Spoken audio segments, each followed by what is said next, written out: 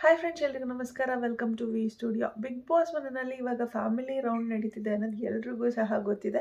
And ಎಲ್ಲರೂ ಸಹ ತುಂಬಾ ಎಕ್ಸೈಟ್ಮೆಂಟಿಂದ, ತುಂಬಾ ಖುಷಿಯಿಂದ ಅವರ ಫ್ಯಾಮಿಲಿ ಮೆಂಬರ್ಸ್ನ ಬಿಗ್ ಬಾಸ್ ಮನೆಯಲ್ಲಿ ನೋಡೋದಕ್ಕೆ ವೆಯ್ಟ್ ಮಾಡ್ತಿದ್ದಾರೆ ಅಂತ ಹೇಳ್ಬೋದು. ತುಂಬಾ ಎಮೋಷ್ನಲ್ ಆಗಿರುತ್ತೆ ಈ ವೀಕು. ಆ್ಯಂಡ್ ನಮ್ಮ ರಕ್ಷಿತಾ ಶೆಟ್ಟಿಯವರು ಕೂಡ ಅದೇ ರೀತಿ ಅವರ ಫ್ಯಾಮಿಲಿ ಮೆಂಬರ್ಸ್ನ ನೋಡಬೇಕು ಅಂತ ಹೇಳಿ ತುಂಬಾ ವೆಯ್ಟ್ ಮಾಡ್ತಿದ್ದಾರೆ ಅಂತ ಹೇಳ್ಬೋದು.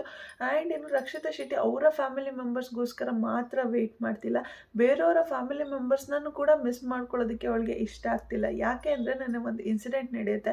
ನೆನ್ನೆ ಅವಳು ಸ್ನಾನ ಮಾಡೋದಕ್ಕೆ ಹೋಗಿರ್ತಾಳೆ. ಸ್ನಾನ ಮಾಡೋಕ್ಕೆ ಹೋದಾಗ ಅಶ್ವಿನಿ ಮೇಡಮ್ ಅವ್ರು ಬಂದು ಹೇಳ್ತಾರೆ, ರಕ್ಷಿತಾ ಬೇಗ ಬೇಗ ಮಾಡ್ಕೋಬೇಕು, ಬೇಗ ಬೇಗ ರೆಡಿ ಆಗಬೇಕು, ಸೂರಜ್ ಅವ್ರ ತಾಯಿ ಎಲ್ಲ, ರಾಶಿಕ್ ಅವ್ರ ತಮ್ಮ ಬಂದಿದ್ದಾರೆ, ಫ್ಯಾಮಿಲಿ ಮೆಂಬರ್ಸ್ ಎಲ್ಲ ಬರ್ತಿರ್ತಾರೆ ಅಂತ ಹೇಳಿದಾಗ ರಕ್ಷಿತಾ ಶೆಟ್ಟಿ ಒಂದು ಮಾತು ಕೇಳ್ತಾಳೆ, ಲೈಕ್ ಬಂದ್ಬಿಟ್ಟು ಹೋಗ್ಬಿಟ್ರಾ ಅಥವಾ ಇದ್ದಾರಾ ಅಂತ ಕೇಳ್ತಾರೆ. ಇನ್ನೂ ಇದ್ದಾರೆ ಅಂತ ಹೇಳಿದಾಗ ಹೌದಾ ಅಂತ ಹೇಳಿ ಖುಷಿ ಪಟ್ಕೊಂಡು ಹೋಗ್ತಾಳೆ. ಲೈಕ್ ನಾನು ಕೂಡ ಅವ್ರನ್ನ ನೋಡ್ಬೋದು, ನಾನು ಕೂಡ ಅವ್ರನ್ನ ಮಾತಾಡಿಸ್ಬೋದು ಅನ್ನೋ ರೀತಿ ಖುಷಿ ಪಟ್ಕೊಂಡು ಹೋಗ್ತಾಳೆ ರಕ್ಷಿತಾ. ಸೊ ಅವಳು ಬೇರೆಯವರ ಫ್ಯಾಮಿಲಿಗೋಸ್ಕರನೇ ಇಷ್ಟೊಂದು ವೆಯ್ಟ್ ಮಾಡ್ತಿದ್ದಾಳೆ ಅಂತ ಅಂದಾಗ, ಬೇರೆಯವ್ರ ಫ್ಯಾಮಿಲಿನ ಮಾತಾಡ್ಸೋದಕ್ಕೆ ಇಷ್ಟು ಖುಷಿ ಪಟ್ಕೊಂಡು ಹೋಗ್ತಿದ್ದಾಳೆ ಅಂತ ಅಂದಾಗ ಅವಳ ಫ್ಯಾಮಿಲಿ ಮೆಂಬರ್ಸ್ಗೆ ಎಷ್ಟು ಖುಷಿ ಆಗಿರಬೇಕು. ಆ್ಯಂಡ್ ಅವಳ ಫ್ಯಾಮಿಲಿ ಮೆಂಬರ್ಸ್ಗೋಸ್ಕರ ಎಷ್ಟು ವೆಯ್ಟ್ ಮಾಡ್ತಿದ್ದಾಳೆ ಅನ್ನೋದು ಖಂಡಿತವಾಗ್ಲೂ ಇದರಲ್ಲೇ ಗೊತ್ತಾಗುತ್ತೆ. ಆ್ಯಂಡ್ ರಕ್ಷಿತಾ ಶೆಟ್ಟಿ ಅವರ ಫ್ಯಾಮಿಲಿ ಮೆಂಬರ್ಸಲ್ಲಿ ಯಾರು ಬರ್ಬೋದು ಅಂತ ನೋಡೋದಾದರೆ ಅವ್ರ ತಾಯಿ ಮತ್ತು ಅವ್ರ ತಂಗಿ ಬರುವಂತಹ ಚಾನ್ಸಸ್ ತುಂಬಾ ಇದೆ. ಹೇಗೆ ರಾಶಿಕಾಗೆ ಅವರ ಅಮ್ಮ ಮತ್ತು ಅವರ ತಮ್ಮ ಬಂದಿದ್ರು, ಅದೇ ರೀತಿ ರಕ್ಷಿತಾ ಶೆಟ್ಟಿ ಅವ್ರಿಗೂ ಕೂಡ ಅವರ ತಾಯಿ ಮತ್ತು ಅವರ ತಂಗಿ ಬರುವಂತಹ ಚಾನ್ಸಸ್ ತುಂಬಾ ಇದೆ. ಆ್ಯಂಡ್ ಅವ್ರ ತಂಗಿ ಕೂಡ ಸೋಷಿಯಲ್ ಮೀಡಿಯಾದಲ್ಲಿ ಇವಾಗ ತುಂಬಾ ಫೇಮಸ್ ಆಗಿಬಿಟ್ಟಿದ್ದಾರೆ. ರಕ್ಷಿತಾ ಶೆಟ್ಟಿ ಅವರು ಬಿಗ್ ಬಾಸ್ಗೆ ಹೋದ್ಮೇಲೆ ರಕ್ಷಿತಾ ಶೆಟ್ಟಿ ಅವರ ಟಾಪಿಕ್ಸನ್ನು ಇಟ್ಕೊಂಡು ತುಂಬಾ ಫೇಮಸ್ ಆಗಿ ಹೋಗಿದ್ದಾರೆ ಅವ್ರ ತಂಗಿ ಅಂತಲೂ ಕೂಡ ಹೇಳ್ಬೋದು. ಯೂಟ್ಯೂಬ್ ಓಪನ್ ಮಾಡಿ ನೋಡಿದ್ರೆ ಗೊತ್ತಾಗುತ್ತೆ ನಿಮಗೆ ಎಷ್ಟು ಜನ ಸಬ್ಸ್ಕ್ರೈಬರ್ಸ್ ಆಗೋಗಿದ್ದಾರೆ ಅವ್ರ ತಂಗಿಗೂ ಕೂಡ ಅಂತ ಹೇಳಿ. ಸೊ ಅವ್ರ ತಂಗಿ ಮತ್ತು ಅವರ ಅಮ್ಮ ಬರುವಂತಹ ಚಾನ್ಸಸ್ ತುಂಬಾ ಇದೆ. ಆ್ಯಂಡ್ ಇನ್ನು ಯಾವತ್ತು ಬರ್ಬೋದು ಅಂತ ನೋಡೋದಾದರೆ ಇವತ್ತು ಇಲ್ಲ ನಾಳೆ ಒಳಗಡೆ ಖಂಡಿತವಾಗ್ಲೂ ರಕ್ಷಿತಾ ಶೆಟ್ಟಿ ಅವರ ಫ್ಯಾಮಿಲಿ ಬಿಗ್ ಬಾಸ್ ಮನೆಗೆ ಎಂಟ್ರಿ ಕೊಡ್ತಾರೆ. ಆ್ಯಂಡ್ ಬಿಗ್ ಬಾಸ್ ಮನೆಗೆ ಅವರ ಫ್ಯಾಮಿಲಿ ಎಂಟ್ರಿ ಕೊಟ್ಟಾಗ ನೋಡಬೇಕು ಯಾರ್ಯಾರ ಮುಖದಲ್ಲಿ ಖುಷಿ ಇರುತ್ತೆ, ಖುಷಿ ಇರಲ್ಲ ಅಂತ ಹೇಳಿ.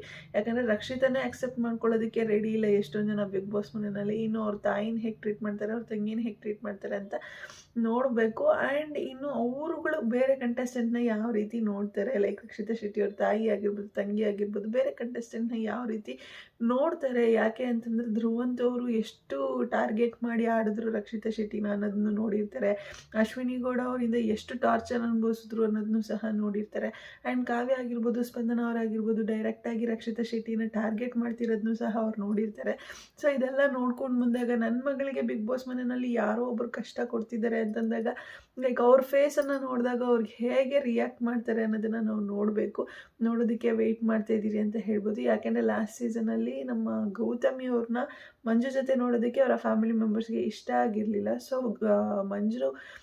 ಮಂಜು ಅವರ ಫ್ಯಾಮಿಲಿ ಮೆಂಬರ್ಸ್ ಬಂದಾಗ ಗೌತಮಿನ ಅಷ್ಟಕ್ಕಷ್ಟೇ ಮಾತಾಡ್ಸಿದ್ದು ಅವರು. ಸೊ ಇವರಿಂದ ಮಂಜು ಅವ್ರ ಆಟ ಹಾಳಾಗ್ತಿದೆ ಅಂತ ಸಾಕಷ್ಟು ಜನ ಹೇಳ್ತಿದ್ವಲ್ಲ. ಸೊ ಅದಕ್ಕೋಸ್ಕರ ಗೌತಮಿ ಅವ್ರನ್ನ ಮಾತಾಡ್ಸಿದ್ದು ಸ್ವಲ್ಪ ಕಡಿಮೆ ಅಂತ ಹೇಳ್ಬೋದು. ಸೊ ಅದೇ ರೀತಿ ನನ್ನ ಮಗಳಿಗೆ ಹಿಂಸೆ ಕೊಟ್ಟಿದ್ದಾರೆ, ಟಾರ್ಚರ್ ಮಾಡಿದ್ದಾರೆ ಅನ್ನೋ ರೀತಿ ಏನಾದರೂ ಇವರು ಥಿಂಕ್ ಮಾಡಿ ಅದ್ರ ರಿಯಾಕ್ಷನನ್ನು ಬಿಗ್ ಬಾಸ್ ಮನೆ ಒಳಗಡೆ ತೋರಿಸ್ತಾರ. ಅಶ್ವಿನಿ ಗೌಡ ಅವ್ರಿಗಾಗಿರ್ಬೋದು, ಧ್ರುವಂತ್ ಅವ್ರಿಗಾಗಿರ್ಬೋದು, ಅಥವಾ ಕಾವ್ಯಗೆ ಮತ್ತು ಸ್ಪಂದನಾಗೆ ಅದ್ರ ಬಗ್ಗೆ ಏನಾದರೂ ಮಾತಾಡ್ತಾರ ಅಂತ ಹೇಳಿ ನೋಡಬೇಕು. ಆ್ಯಂಡ್ ಅದಕ್ಕೋಸ್ಕರ ನಾನು ವೆಯ್ಟ್ ಮಾಡ್ತಾ ಇದ್ದೀನಿ. ಆ್ಯಂಡ್ ಇನ್ನು ನನ್ನ ರಘು ಅವ್ರಿಗೂ ಸಹ ಡ್ಯಾಡಿ, ಮೈ ಲವ್ಲಿ ಡ್ಯಾಡಿ ಅಂತ ಹೇಳಿ ರೇಗಿಸ್ತಿದ್ಲು. ತುಂಬಾ ಎಕ್ಸೈಟ್ಮೆಂಟಿಂದ ಕಾಯ್ತಿದ್ದಾಳೆ. ಲೈಕ್ ರಘು ಅವರು ಕೂಡ ಅವ್ರ ಮಗ ಬರ್ಬೋದು, ಅವ್ರ ಮಿಸ್ಸಸ್ ಬರ್ಬೋದು ಅಂತ ಅಂದ್ಕೊಂಡಿದ್ದಾರೆ. ಸೊ ಮಗ ಬಂದಾಗ ಯಾವ ಸಾಂಗ್ ಹಾಡಬೇಕು ಅಂತಂದರೆ ಈ ಸಾಂಗ್ ಹಾಡಬೇಕು ಅಂತ ಹೇಳಿ ಅವ್ರ ಮುಂದೆ ಕೂಡ ಆ ಸಾಂಗನ್ನು ಹೇಳ್ಕೊಂಡು ಡ್ಯಾಡಿ, ಮೈ ಲವ್ಲಿ ಡ್ಯಾಡಿ ಅಂತ ಹೇಳ್ಕೊಂಡು ಖುಷಿಯಿಂದನೇ ಕುಣಿದಾಡ್ತಿದ್ಲು ರಘು ಅವ್ರ ಮುಂದೆ. ಆ್ಯಂಡ್ ಇನ್ನು ಧನುಷ್ ಅವ್ರಿಗೆ ಪಾಪ ಒಳ್ಳೆ ಸಂದಿಗ್ಧ ಪರಿಸ್ಥಿತಿ ಅಂತಾರಲ್ಲ, ಅಂಥ ಪರಿಸ್ಥಿತಿನ ತಂದಿಟ್ಬಿಟ್ಟಿದ್ದಾರೆ ಬಿಗ್ ಬಾಸ್ ಅಂತ ಹೇಳ್ಬೋದು. ಯಾಕೆ ಅಂತಂದರೆ ಒಂದು ಕಡೆ ತಾಯಿನ ಕೂರಿಸಿ, ಇನ್ನೊಂದು ಕಡೆ ಹೆಂಡ್ತಿನ ಕೂರಿಸಿ, ಇಬ್ಬರಲ್ಲಿ ಯಾರು ಬೇಕು ಸೆಲೆಕ್ಟ್ ಮಾಡ್ಕೊಳ್ಳಿ ಅಂತ ಹೇಳ್ತಿದ್ದಾರೆ. ನನ್ನ ಪ್ರಕಾರ ಲೈಕ್ ಇಬ್ಬರನ್ನೂ ಸಹ ಬಿಗ್ ಬಾಸ್ ಮನೆ ಒಳಗಡೆ ಕಳಿಸ್ತಾರೆ.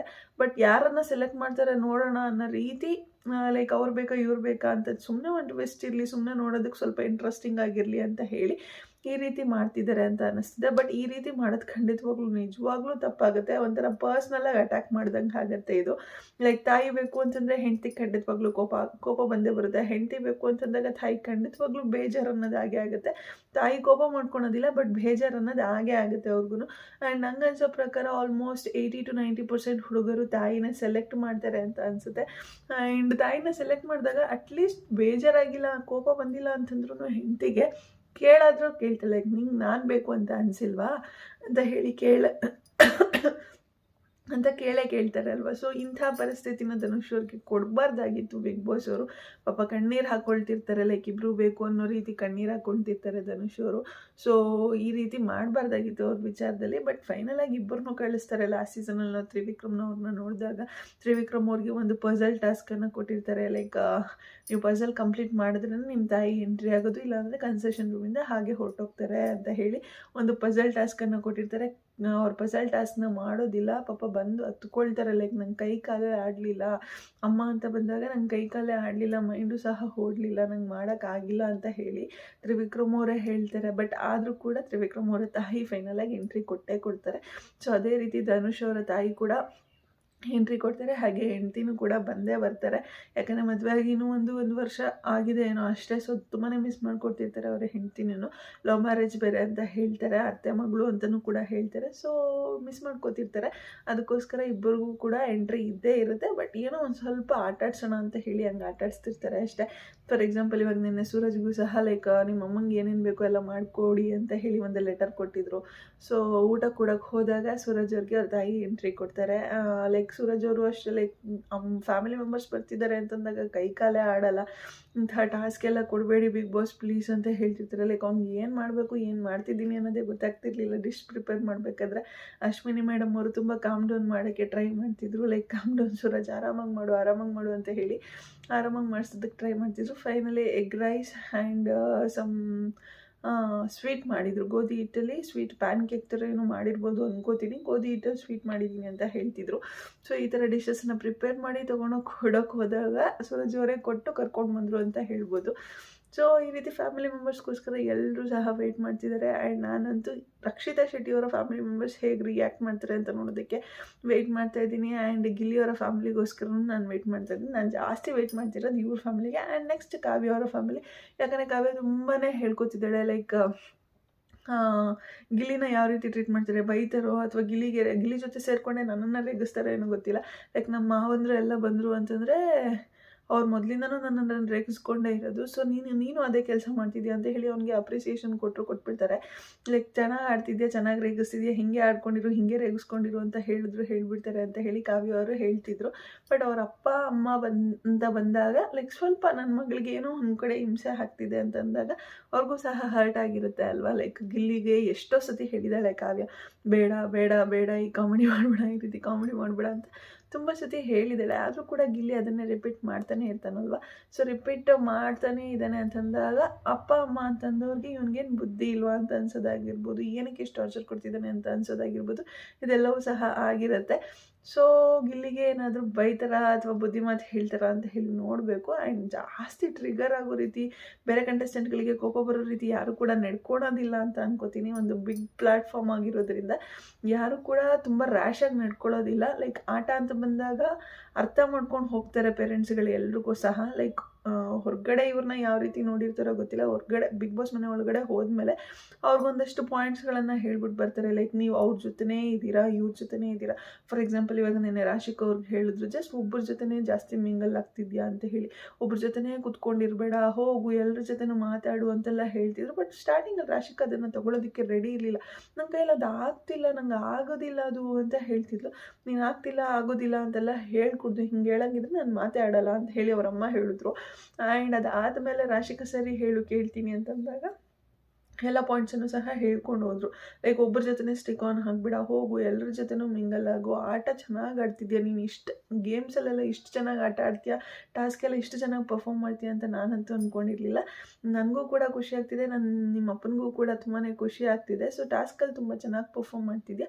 But out of the task ಅಂತ ಬಂದಾಗ ಒಬ್ಬರ ಜೊತೆ ಸ್ಟಿಕ್ ಆನ್ ಆಗಿದೆಯಾ, ಅದನ್ನು ಮಾಡಬೇಡ. ಸುದೀಪ್ ಸರ್ ಏನೇನು ಇನ್ಪುಟ್ಸ್ ಕೊಡ್ತಾರೋ ಅದೆಲ್ಲವನ್ನೂ ಸಹ ತಗೋ, ಎಲ್ಲರ ಜೊತೆ ಹೋಗಿ ಮಿಂಗಲ್ ಆಗು ಅಂತ ಹೇಳಿದ್ರು. ಆ್ಯಂಡ್ ರಾಶಿಕಾ ಹೇಳ್ತಾಳೆ, ನಾನು ಎಲ್ಲರ ಜೊತೆ ಮಿಂಗಲ್ ಆಗೋಕ್ಕೆ ಟ್ರೈ ಮಾಡ್ತಿದ್ದೀನಲ್ಲಮ್ಮ ಅಂತ ಅಂತಾಳೆ. ಬಟ್ ಅವರಮ್ಮ ಕರೆಕ್ಟಾಗಿ ಹೇಳ್ತಿಲ್ಲ. ನೆಕ್ಸ್ಟ್ ಒಂದು ಪಾಯಿಂಟ್ ಹೇಳ್ತಾರೆ, ಕರೆಕ್ಟಾಗಿ ಒಂದು ಪಾಯಿಂಟನ್ನು ಹೇಳಿದ್ರು. ಲೈಕ್ ನೀನು ಮಿಂಗಲ್ ಆಗಕ್ಕೆ ಸ್ಟಾರ್ಟ್ ಮಾಡ್ತೀಯಾ, ಬಟ್ ಜಸ್ಟ್ ಒಂದು 2-3 ಡೇಸ್ ಅಷ್ಟೇ. ಸುದೀಪ್ ಸರ್ ಯಾವಾಗ ಬಂದು ಒಂದು ಇನ್ಪುಟ್ ಕೊಟ್ಬಿಟ್ಟು ಹೋಗ್ತಾರೋ ಅದ್ರ ಪ್ರಕಾರ ಒಂದು 2-3 ಡೇಸ್ ನಡ್ಕೊಳ್ತೀಯ. ಮತ್ತು ಅದೇ ರಾಗ ಅದೇ ತಾಳ ಅನ್ನೋ ರೀತಿ ಮತ್ತು ಅದೇ ತಪ್ಪನ್ನೇ ಮಿಸ್ಟೇಕ್ಸನ್ನು ನೀನು ಮಾಡ್ತಾ ಇದೆಯಾ. ಅದನ್ನು ಮಾಡಬೇಡ, ಅದನ್ನೇ ಕ್ಯಾರಿ ಮಾಡ್ಕೊಂಡು ಹೋಗು. ಸುದೀಪ್ ಅವ್ರು ಏನು ಇನ್ಪುಟ್ಸ್ ಕೊಟ್ಟಿದ್ದಾರೋ ಅದನ್ನು ಕ್ಯಾರಿ ಮಾಡ್ಕೊಂಡು ಹೋಗು ಅಂತ ಹೇಳಿ ಈ ರೀತಿ ಇನ್ಪುಟ್ಸ್ಗಳನ್ನು ಕೊಟ್ಟು ಹೋಗಿದ್ದಾರೆ. ಸೊ ನೋಡೋಣ ನಮ್ಮ ರಕ್ಷಿತಾ ಶೆಟ್ಟಿ ಅವರ ಫ್ಯಾಮಿಲಿಯಿಂದ ಯಾರ್ಯಾರು ಬರ್ತಾರೆ ಅಂತ ಹೇಳಿ. ನನ್ನ ಪ್ರಕಾರ ಯಾರು ಬರ್ತಾರೆ ಅಂತ ನಾನು ಅವಾಗಲೇ ಹೇಳಿದ್ದೀನಿ. ಅವರ ಅಮ್ಮ ಮತ್ತು ಅವರ ತಂಗಿ ಬರುವಂತಹ ಚಾನ್ಸಸ್ ಇದೆ. ಆ್ಯಂಡ್ ಅವ್ರಿಗೆ ಫೇವ್ರೇಟ್ ಆಗಿರುವಂತಹ ಕ್ರ್ಯಾಬನ್ನು ತೊಗೊಂಬಂದು ಕ್ರ್ಯಾಬಿಂದ ಏನಾದರೂ ಒಂದು ಐಟಮ್ ಮಾಡ್ಕೊಂಡು ತೊಗೊಂಬರುವಂಥ ಚಾನ್ಸಸ್ ಇದೆ. ಯಾಕಂದರೆ ರಕ್ಷಿತಾ ಶೆಟ್ಟಿಗೆ ಕ್ರ್ಯಾಬ್ ಆಗಿರ್ಬೋದು, ಲೈಕ್ ಫಿಶ್ ಆಗಿರ್ಬೋದು, ಇದೆಲ್ಲವೂ ಕೂಡ ತುಂಬ ಇಷ್ಟ ಇರೋದ್ರಿಂದ ಅದೆಲ್ಲ ಫೆಸಿಲಿಟೀಸ್ ಬಿಗ್ ಬಾಸ್ ಮನೆಯಲ್ಲಿ ಅವೈಲೇಬಲ್ ಇಲ್ಲ. ಸೊ ಫಿಶ್ ಅಥವಾ ಕ್ರ್ಯಾಬ್ ಇವೆರಡರಲ್ಲಿ ಯಾವುದಾದ್ರೂ ಒಂದು ಐಟಮ್ ರಕ್ಷಿತಾ ಶೆಟ್ಟಿಯವ್ರಿಗೆ ಮಾಡ್ಕೊಂಡು ತಂದುಕೊಡುವಂತಹ ಚಾನ್ಸಸ್ ತುಂಬ ಇದೆ ಅಂತ ಹೇಳ್ಬೋದು. ಆ್ಯಂಡ್ ರಕ್ಷಿತಾ ಶೆಟ್ಟಿ ಅವರ ಫ್ಯಾಮಿಲಿ ಮೆಂಬರ್ಸ್ ಇವತ್ತು ಅಥವಾ ನಾಳೆ ಖಂಡಿತವಾಗ್ಲೂ ಬಂದೇ ಬರ್ತಾರೆ. ಸೊ ಯಾರೆಲ್ಲ ರಕ್ಷಿತಾ ಶೆಟ್ಟಿ ಅವರ ಫ್ಯಾಮಿಲಿ ಮೆಂಬರ್ಸ್ನ ನೋಡೋದಕ್ಕೆ ವೆಯ್ಟ್ ಮಾಡ್ತಿದ್ದೀರಾ ಕಮೆಂಟ್ ಸೆಕ್ಷನಲ್ಲಿ ತಿಳಿಸಿ. ಹಾಗೆ ಬೇರೆ ಕಂಟೆಸ್ಟೆಂಟ್ಗಳ ಫ್ಯಾಮಿಲಿ ಮೆಂಬರ್ಸ್ ಬಗ್ಗೆ ಏನಾದರೂ ಹೇಳಬೇಕು ಅಂತ ಅನಿಸಿದ್ರೆ, ಬೇರೆ ಕಂಟೆಸ್ಟೆಂಟ್ಗಳ ಫ್ಯಾಮಿಲಿ ಮೆಂಬರ್ಸ್ಗೋಸ್ಕರ ನಾವು ವೆಯ್ಟ್ ಮಾಡ್ತಿದ್ದೀವಿ ಅಂತ ಅನಿಸಿದ್ರೆ ಅದನ್ನು ಸಹ ಕಮೆಂಟ್ ಸೆಕ್ಷನಲ್ಲಿ ತಿಳಿಸಿ ಅಂತ ಹೇಳ್ತಾ ಇವತ್ತಿನ ವಿಡಿಯೋನ ಇಲ್ಲಿಗೆ ಏನು ಮಾಡ್ತಾ ಇದ್ದೀನಿ. ಯಾರಿಗೆಲ್ಲ ವಿಡಿಯೋ ಇಷ್ಟ ಆಗಿದೆ ಪ್ಲೀಸ್ ಲೈಕ್ ಮಾಡಿ, ಶೇರ್ ಮಾಡಿ, ಕಮೆಂಟ್ ಮಾಡಿ. ಹಾಗೆ ಯಾರೆಲ್ಲ ಇನ್ನೂ ನನ್ನ ಚಾನಲ್ಗೆ ಸಬ್ಸ್ಕ್ರೈಬ್ ಮಾಡ್ತಿರೋ ವಿಡಿಯೋನ ನೋಡಿದ್ರು ಪ್ಲೀಸ್ ಬೇಗ ಬೇಗ ಸಬ್ಸ್ಕ್ರೈಬ್ ಮಾಡ್ಕೊಳ್ಳಿ. Thank you so much. Love you all. Take care. Bye by.